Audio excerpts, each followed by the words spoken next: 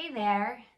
This week's Parsha Shmot, I'm not going to do my usual original Devar Torah because 15 years ago I had the great honor of having Rabbi Khan as my rabbi and teacher, and I heard this Devar Torah from him, from his amazing book on the Parsha, Explorations, and it's just so good I really can't top it. So I thought I would share it with all of you.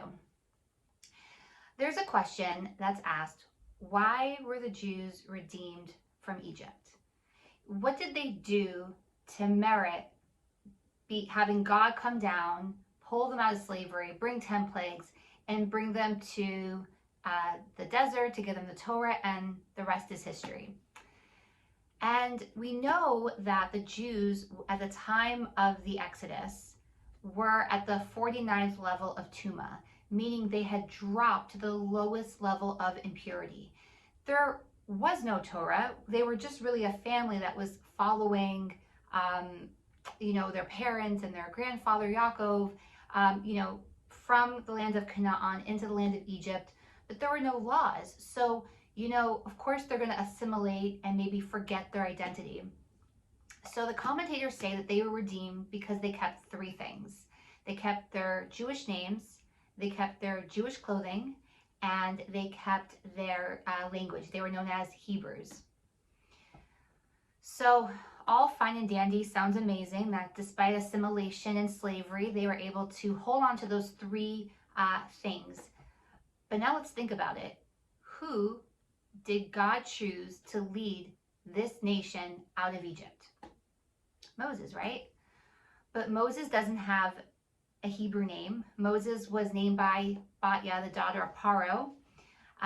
So that's the Egyptian name. We know that he grew up in the palace, so he wore Egyptian clothing and he spoke Egyptian. So you save the Jews for, three reasons, and you choose a savior that does the opposite. It doesn't really make sense. The deeper question we have to ask is, why doesn't it say that the Jews believed in God, right?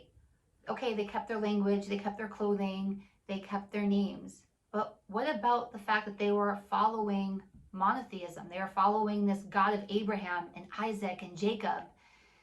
Why was that not the answer?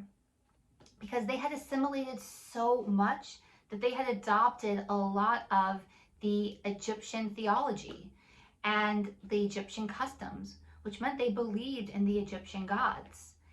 And Pharaoh, of course, was one of the gods, but so was Moses, because Moses was the son of God, right? If Batya, the daughter of Paro, was his mother, quote unquote, that he knew of, he didn't realize he was born a Hebrew, then he was the grandson of the Pharaoh. That made Moses part of the Egyptian religion at that time. So now think about it. If Moses, who didn't grow up in a Jewish household, didn't have a Jewish name, didn't have Jewish clothing, didn't speak Hebrew, and if anything, he was an Egyptian god, could go to the other side and could say, I realize that this is all wrong. We're supposed to follow this God of Abraham, Isaac, and Jacob, and we're supposed to not be slaves and go into the desert, and we're supposed to be free and get the Torah, the book of Jewish law, from God. If Moses, who was so far removed, could come back, then anyone could. You see, the people could see that there is this person in the Egyptian world that transferred over. So there was no Jew that could say, I'm too far gone, I am too assimilated, things are just too tough, I can't be saved, I can't follow Moses and Aaron into the desert, and of course follow God. So Moses was picked precisely for that reason.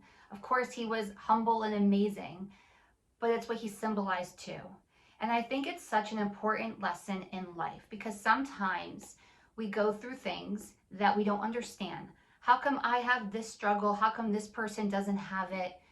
We don't always know who's watching. And sometimes we go through things because if we could come back, if we could, have this struggle, then somebody who doesn't have it as hard can also overcome that obstacle. The leaders of the Jewish people weren't the ones that had the easiest lives. They weren't the ones that were these picture perfect individuals. I've said this many times. They were leaders and individuals who had challenges. They were the ones who overcame all the odds and all the obstacles, therefore paving a way for all of us to have no excuse. That's why Moses is our leader, and that's why it's always important to realize that if Moses could return, despite all odds, any of us always can. Shabbat Shalom.